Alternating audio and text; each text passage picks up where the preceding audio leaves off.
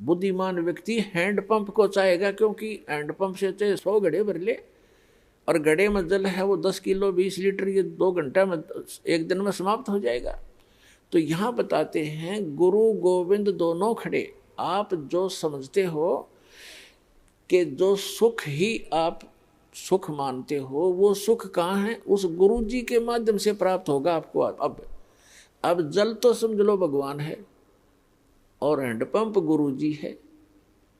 तो परमात्मा आपसे पूछते हैं और आप ही जवाब देते हैं कि गुरु गोविंद दोनों खड़े, एक मटके में जल और एक हैंडपंप, अब काके लागू पाए। आप पे उत्तर देते हैं बलिहारी गुरु आपना जिन गोविंद दिया मिलाए।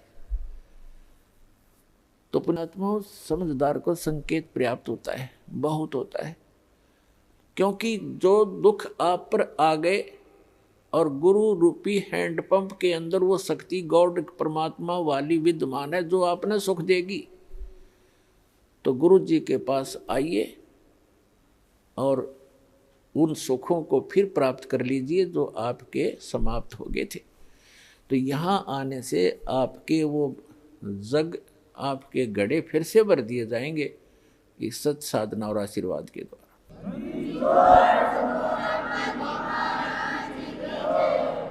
अपनात्माओं देखो, आपको यहाँ आने से कितना पुण्य मिलता है और आप कितने खाली हो चुके हो पुण्यों से। आशीर्वाद दिया जाता है, आशीर्वाद आपको एक एक्स्ट्रा ऐड होती है उस गॉड की, इस दास यानी उसके गुरु रूप में रिप्रेजेंटेटिव के माध्यम से वो आपको एक्स्ट्रा राहत दी जाती है, ताकि आप फिर अपने आप भक्ति साधना करके अपने पैरों पर खड़े हो, खुद साधना करो। ये समझ लो आपको सब्सिडी है गवर्नमेंट की तरफ से। जैसे गवर्नमेंट कई जगह 80% सब्सिडी दे देती है। 1 लाख रुपया लोन ले लिया, काम करो भाई अपना, 80% सब्सिडी यानी माफ़ कर दी, 20% रह गया। और जो नालायक उसने भी नहीं दे सकता, उससे भी नहीं कर तो वो करता नहीं व्यवसाय, वो बकवास कर रहा है। तो इस प्रकार आपको यहाँ आने से जो आशीर्वाद दिया जाता है, तो ये तो समझो आपको सब्सिडी दी जाता ना, आपको ये तो फ्री में दे दिया। फिर आपने साधना करनी पड़ेगी, वो फिर साथ में मंत्र मजदूरी दी जाती है कि अपनी कमाई करो, अपने भर लो, फिर से बैंक बैलेंस बनाओ भक्ति का जो आप खाली कर चुके हो। और ये बैंक बैलेंस इस सच साधना से बनेगा, इसकी थोड़ी ही भक्ति से घनी कमाई होती है। ऐसा व्यवसाय दिया जाता है। जैसे एक मजदूर सारा दिन में 150-200 रुपये प्राप्त करता है, सारा दिन कस्सी बजाता है, और एक ऐसा व्यवसाय कर रहा है जो प्रतिदिन 1 लाख रुपए का गल्ला इकट्ठा उठाता है। तो दोनों ही मनुष्य हैं, दोनों ही कर्म कर रहे हैं, लेकिन वो कितना लाभ उठा रहा है और उसके पास कितना है। तो ऐसी साधना है ये, जो आप प्रतिदिन 1 लाख का गल्ला उठाओगे, 1 लाख रुपए। ये तो एक एग्जाम्पल है।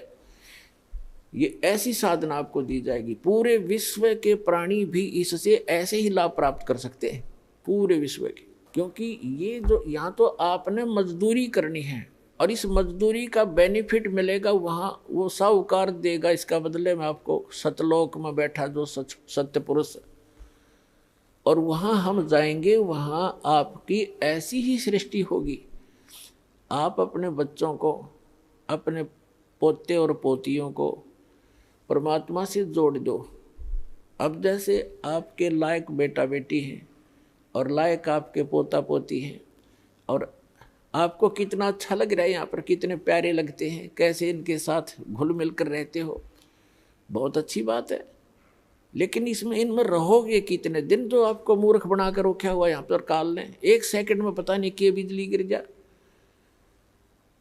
और इस सत्य ज्ञान के अभाव से हम इन्हीं में उलझ पुलझ कर यहीं पर फंस जाते, और फिर अपने अपने ये संस्कार पूरे किए। आज दादाजी बनमान, अगले दिन में नाइजीरिया में पैदा हो जा, और पोता हो जा अमेरिका में, या फिर दूसरा ये है दादा की जगह गधा बन रहा और पोता बन जा कुत्ता, तो अगले जन्म में तो नहीं रही, ये ठाठ हिस्सा जन्म में बिखर लेंगे आपके। धीरे धीरे सभी चले जाते हो, कभी बेटा मर गया, कोई पोता मर गया, कभी पोती मर गई, माँ मर गई, किसी का बाप मर गया, तो यही बिजली गिरनी शुरू हो जाती है और हम कितने खुश हैं। तो परमात्मा ने बताया कि ये एज इट इज व्यवस्था आपकी ऊपर होगी। आपके घर खाली पड़े हैं जहां आप रहा करते थे, आप वहां गलती करके यहाँ गिर गए हो। अब वो आपका समझ में नहीं आती, क्योंकि आप इस व्यवस्था में फाइनल हो चुके हो, इसको फाइनल मान चुके हो कि ऐसा ही होता है सबके साथ। नहीं, अब इससे आपका बुद्धि का सतर उत्तिष्ठ होगा, उठेगा, उभरेगा। इस ज्ञान से आपको यहाँ का ये नरक दिखाई देगा जिसको आप सुख मान बैठे थे। अब जैसे बहुत से उदाहरण हैं। एक ये पोलैंड देश का एक पूरा का पूरा कैबिनेट माने मंत्रिमंडल, यानी जिसमें 95 मंत्री प्रधानमंत्री थे, और सारे के सारे जहाज में बैठ के किसी का शोक व्यक्त करने जा थे किसी की मृत्यु के ऊपर, और उनका वो जहाज दुर्घटनाग्रस्त हो गया।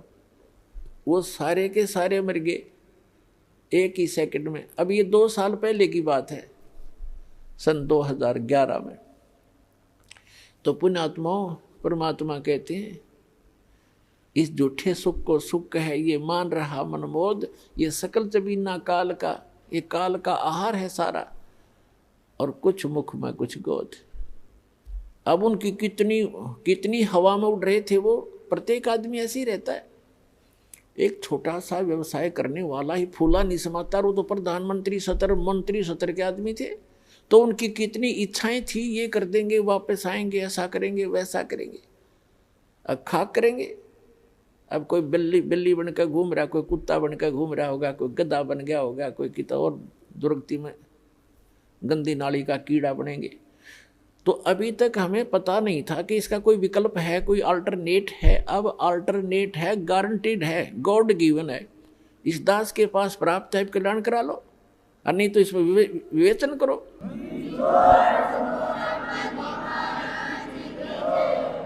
ऐसे ही यहाँ बहुत से उदाहरण आप देखते हो। एक मुख्यमंत्री जी हेलीकॉप्टर में जा रहे थे, आगे लोग उनकी स्वागत में मालाएं लिए खड़े थे, और वो दुर्घटनाग्रस्त हो गया। 3 दिन में लाश पाई उस मुख्यमंत्री जी की। और अब क्या बनेगा आगे का हमें पता है, इस दास को पता है, परमात्मा के विधान से परिचित। अगले जन्म में गधा बनेगा।